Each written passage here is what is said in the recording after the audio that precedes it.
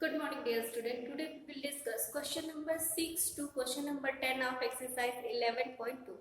Question number 6 is find the area of rhombus whose side is 5 centimeter and whose altitude is 4.8 centimeter. If one of its diagonal is 8 centimeter long, find the length of other diagonal. इस question में बहुत सारे बच्चों को confusion इस वजह से हो जा रही है क्योंकि अलग अलग बुक में जो आपका यहाँ लेंथ दिया हुआ है या एल्टीट्यूड की वैल्यू दी हुई है वो चेंज है। कुछ बुक में जो साइड आपको गिवन है वो 6 सेंटीमीटर दे दिया है, एल्टीट्यूड 4 सेंटीमीटर दे दिया है। तो वैल्यू चेंज होने से आप पैनिक मत होइए, प्रोसेस वही है। ठीक है, क्वेश्चन सेम है बट किसी बुक में 5 सेंटीमीटर साइड है, किसी बुक में 6 सेंटीमीटर साइड है, तो इससे आपको पैनिक होने की जरूरत नहीं है। आप बस प्रोसेस पे ध्यान दीजिए कि प्रोसेस यही होगा इस क्वेश्चन को सॉल्व करने का। क्या प्रोसेस होगा, चलिए इस पे डिस्कस करते हैं। क्वेश्चन में गिवन था कि आपको एरिया फाइंड करना है रोम्बस का, और रोम्बस की साइड कितनी है 5 सेंटीमीटर और एल्टीट्यूड कितना है 4.8 सेंटीमीटर। एक डायगोनल की लेंथ दी हुई है 8 सेंटीमीटर और दूसरे डायगोनल की वैल्यू पूछी, मतलब इसमें दो क्वेश्चन है। एक क्वेश्चन है एरिया ऑफ रोम्बस और दूसरा क्वेश्चन है what is the length of other diagonal. तो रोम्बस की एरिया का एक फॉर्मूला होता है। रोम्बस के एरिया का मतलब जो मेन फॉर्मूला है वो होता है half d1 into d2। d1 d2 क्या है, d1 का मतलब फर्स्ट डायगोनल और d2 का मतलब सेकंड डायगोनल। लिखते कैसे हैं, d के जस्ट नीचे पास में ऐसे 1 लिखते हैं d1 और यहाँ पे है d2। तो पहले गिवन है जो लिखेंगे।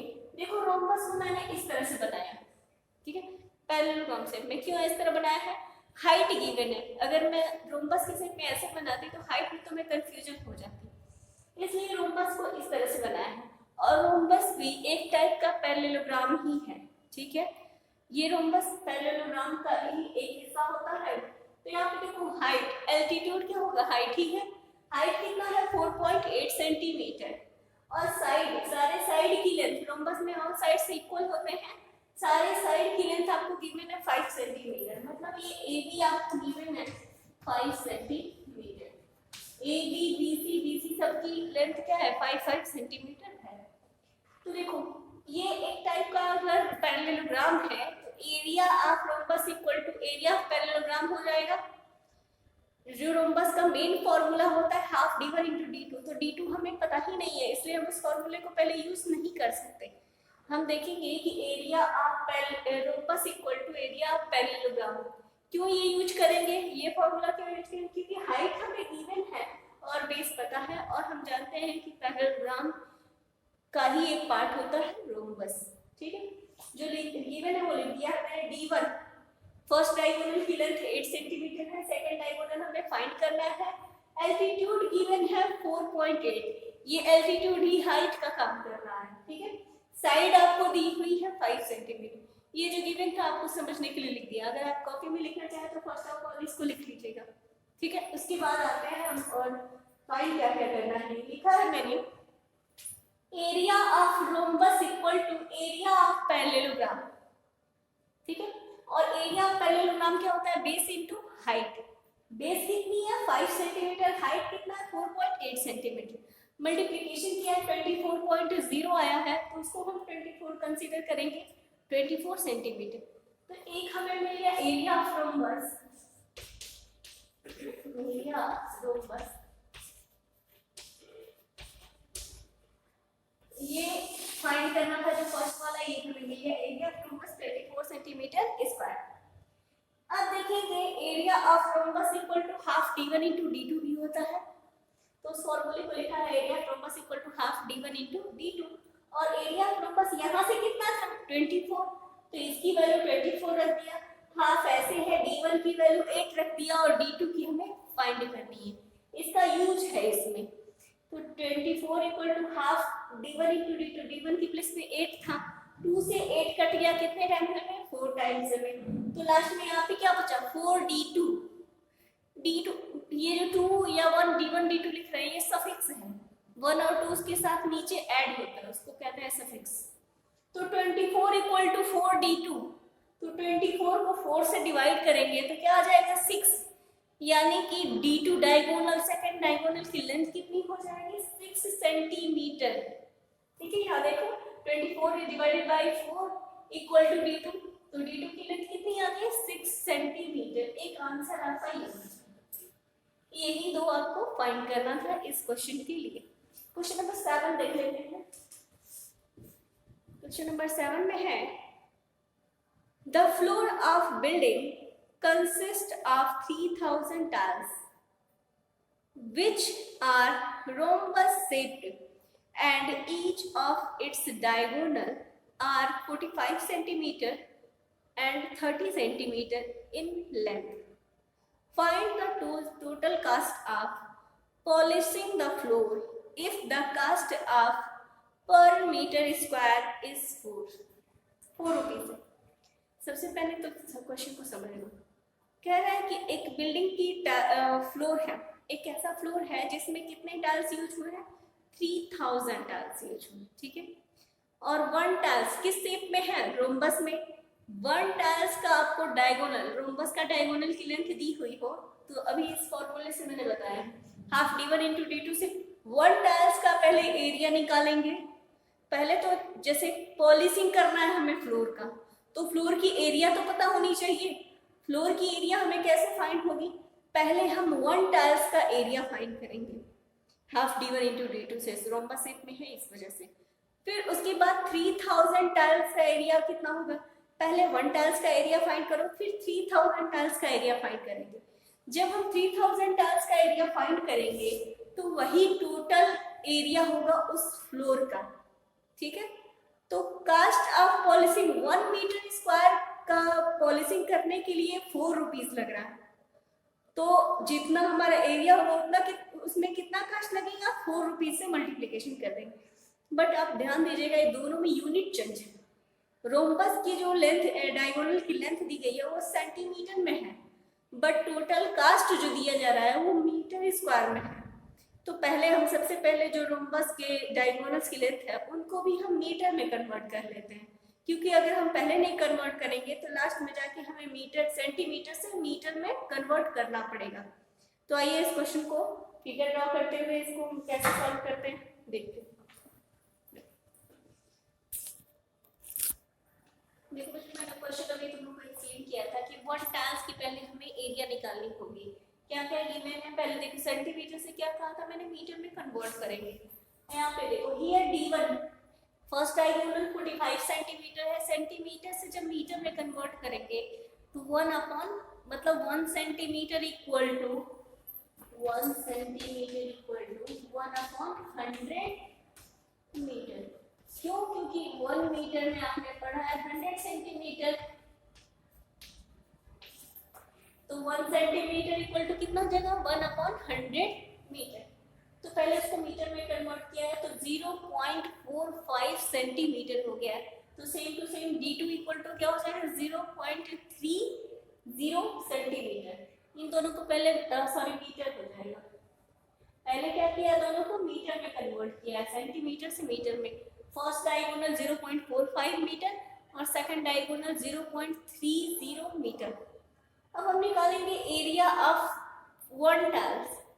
क्यों, क्योंकि हमें पूरे फ्लोर की एरिया निकालने के लिए हमें एक टाइल की एरिया पता हो तो उसमें हम 3000 का मल्टीप्लिकेशन करेंगे तो हमें फ्लोर की एरिया फाइंड हो जाएगी। और टाइल्स किस शेप में है, रोम्बस शेप में है।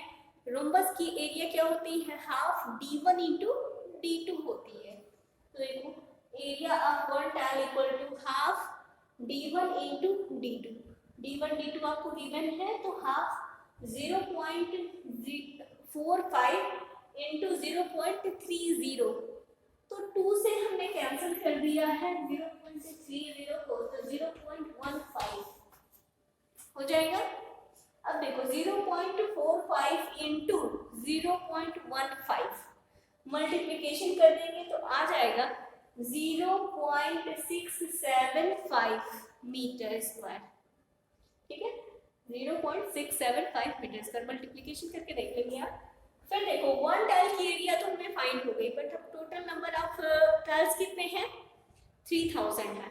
तो फाइंड करेंगे area of 3000 tiles equal to, multiplication कर देंगे, जो गिवन आया है 1 टाइल का उसमें 3000 का मल्टीप्लिकेशन कर देंगे, तो लास्ट में आपको मिलेगा 2025.000 मीटर स्क्वायर। तो पॉइंट के बाद कितने भी जीरो हो उनको हम कंसीडर नहीं करेंगे, हो जाएगा। तो अगर कोई डिजिट होती तो कंसीडर करते, केवल 0 0 है इसलिए उसको कंसीडर नहीं करेंगे। तो आ जाएगा 2025 metre square. Area of floor equal होगा टोटल जितने टाइल्स हैं।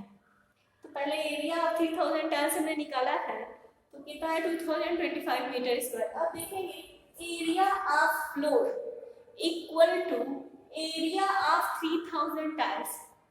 टोटल फ्लोर पे कितने टाइल्स लगे 3000, तो अगर 3000 टाइल्स का हमें एरिया फाइंड हो चुका है तो फ्लोर का एरिया के इक्वल हो जाएगा।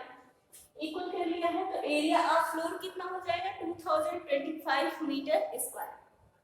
कॉस्ट ऑफ पॉलिशिंग, उस फ्लोर को पॉलिशिंग करने का 1 मीटर स्क्वायर का कॉस्ट कितना है 4 रुपीज। तो 2025 मीटर स्क्वायर का कॉस्ट कितना हो जाएगा, cost of polishing 2025 metre square equal to 4 का मल्टीप्लिकेशन कर देंगे, लास्ट में आ जाएगा 8100 रुपीज। यही आपका आंसर हो जाएगा।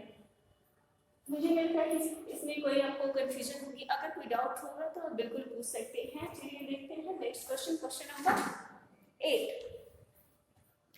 Mohan wants to buy a trapezium shaped field, ठीक है, its side along the river is parallel to and twice the side along the road।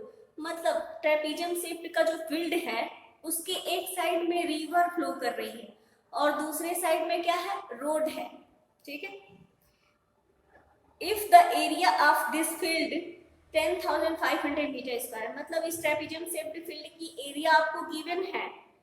फिर कह रहा है and the perpendicular distance between two parallel sides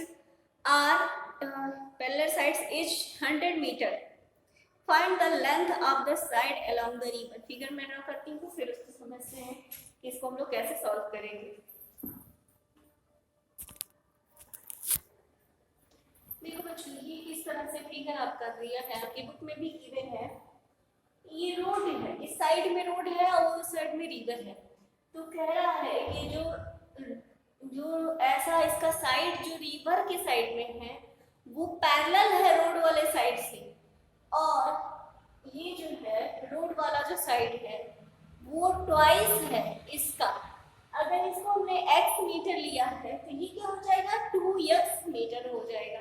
question में देखिए given था Mohan wants to buy a trapezium shaped field, its side along the river, जो इसकी side river के साइड में है, ये वाली साइड ये पैरेलल है रोड के, और क्या गिवन है and the side along the road parallel and twice, twice है, कौन सा ट्वाइस है, जो रोड वाला है ये इसका ट्वाइस है आपको गिवन है। और एरिया ऑफ इसका ट्रेपेजियम आपको दे दिया गया है, एरिया ऑफ फील्ड आपको गिवन है। तो यहाँ पे लिखा है मैंने given area of field 10,500 metre square, वहां तो x और 2x मीटर ले लिया है, वो आप समझ गए होंगे ट्वाइस होने की वजह से लिया है।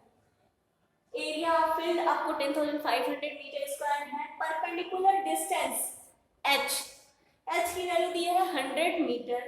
फिर देखिए side along the river, river का जो साइड लिया मैंने x metre, side along the road 2x metre, ठीक है। अब हम फाइंड करेंगे area of trapezium shaped field. क्या होता है area of trapezium, half bracket में sum of parallel side into height. तो area of trapezium shaped field equal to half bracket में a plus b into height है। Area of इस field की कितनी है 10,500 इक्वल टू हाफ, इसकी value a की वैल्यू कितनी है x और b की वैल्यू 2x है, h की वैल्यू 100 है। तो 2 से हम 100 को कट कर देंगे 50 आ जाएगा, और यहाँ पे 50 हो गया, और x plus x 3x plus 2x add करेंगे तो 3x हो जाएगा, तो 50 इंटू 3x हो गया, और ये ऐसे ही रह गया। अब 50 में 3 का मल्टीप्लीकेशन करेंगे तो 150x आ जाएगा। अब जब 10,500 को हम डिवाइड करेंगे 150 से, ठीक है, तो डिवाइड करेंगे 15 से जब 105 होता है। अब जब इसको डिवाइड करेंगे तो ये आ जाएगा 70, यानी कि x की वैल्यू आ जाएगी 70 मीटर स्क्वायर। तो ये x किसका था? Side along the river. तो लास्ट में लिखेंगे hence side along the river equal to 70 metre square. फिर दूसरा क्या हो जाएगा? Side along the road equal to 2 into 70 याद है 2x है तो 2 इंटू 70 इक्वल टू 140 मीटर स्क्वायर। यही आपका इस क्वेश्चन का सोल्यूशन हो जाएगा। साइड अलोंग द रिवर पूछा हुआ था और साइड अलोंग द रोड भी आपको फाइंड करना था, तो इससे आप इस क्वेश्चन को सॉल्व कर लेंगे। देखते हैं क्वेश्चन नंबर 9 क्या है। क्वेश्चन नंबर 9 है top surface of a raised platform is in the shape of regular octagon. Octagon का मींस क्या है? वहां पे 8 साइड टोटल होंगे as shown in the figure. Find the area of octagon surface. Figure हमको given है, ठीक है। तो इस ऑक्टागन को हम लोग 3 पार्ट में डिवाइड करेंगे, एक 2 ट्रेपीजियम बनेगा और एक रेक्टेंगल बनेगा, ठीक है। तो आइए इस क्वेश्चन को भी देख लेते हैं। और क्वेश्चन नंबर 10 जो है वो आपको खुद से करना है। क्वेश्चन नंबर 10 और 11 सेम टू सेम है, कोई दिक्कत नहीं। क्वेश्चन नंबर 10 तो बहुत इजी है, क्वेश्चन नंबर 10 आप कर लेंगे। 11 भी आपको देंगे क्योंकि इसमें भी देखिए क्वेश्चन नंबर 11 में भी 4 आपके ट्रेपीजियम बनेंगे और एक आपका रेक्टेंगल बनेगा। तो कैसे कर रहा है सबसे पहले आइए देख रहे हैं क्वेश्चन नंबर 9 को कैसे करेंगे।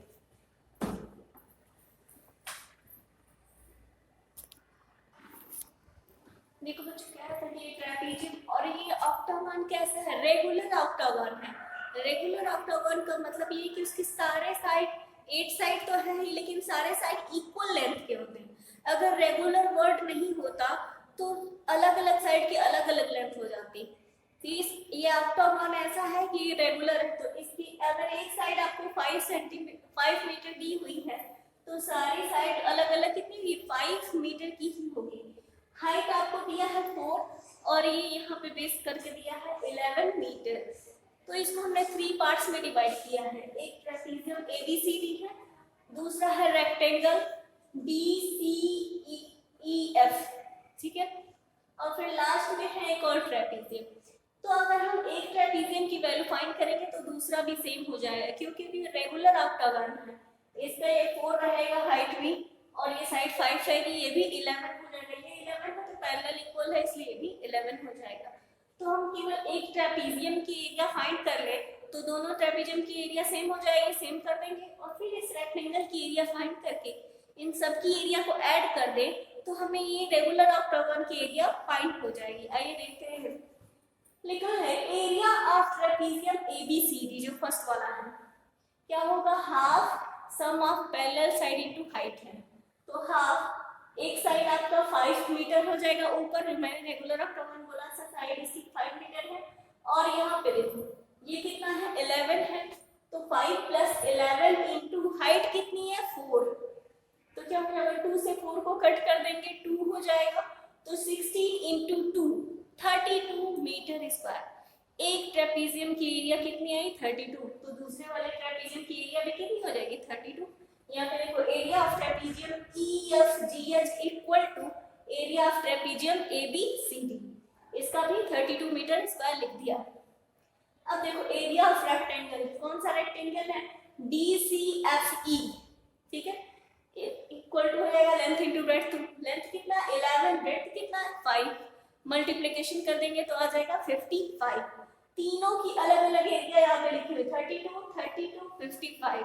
हमें ऑक्टागन सरफेस का पूरा एरिया फाइंड करना है तो क्या करेंगे? Area of octagon surface equal to 32 plus 32 plus 55 add कर दिया है तो 190 मीटर स्क्वायर। यही आपका आंसर आ जाएगा। इस क्वेश्चन का कोई दिक्कत नहीं है। अगर बहुत बड़े फिगर है तो उसको हम स्प्लिट करके उसकी एरिया फाइंड करके लास्ट में हम क्या करेंगे? ऐड कर सकते हैं, ठीक है। क्वेश्चन नंबर 10 देखिए। There is a pentagon pentagonal shaped park है, उसको दो मेथड से सॉल्व करने के लिए दिया। ज्योति ने ये डायग्राम बना के सॉल्व किया है, दो ट्रेपीजियम का शेप बना के वो सॉल्व किए, और वहीं कविता ने एक ट्रायंगल और एक रेक्टेंगल बना के सॉल्व किया है। तो ये आप खुद से करेंगे, ठीक है। इसकी एरिया आपको अलग अलग फाइंड खुद से करनी है। क्वेश्चन नंबर 11 में देखो, the diagram of adjacent picture frame has outer dimension, outer dimension आपको गिवन है एंड इनर डायमेंशन भी गिवन है। Find the area of each section of the frame if the width of each section is same. तो question number 10 तो आप खुद से कर लेंगे, करेंगे, अगर 11 में प्रॉब्लम होगी तो आपको एक्सप्लेन किया जाएगा, ठीक है। क्वेश्चन नंबर 10, 11 दो क्वेश्चन आपके लिए इस एक्सरसाइज से मैंने छोड़ा है। 11 में प्रॉब्लम होगी तो मैं एक्सप्लेन करूंगी। चलिए बच्चों, इस सारे क्वेश्चन को जो आज मैंने एक्सप्लेन किया अपनी कॉपी में जरूर नोट कर लेंगे। Thank you class.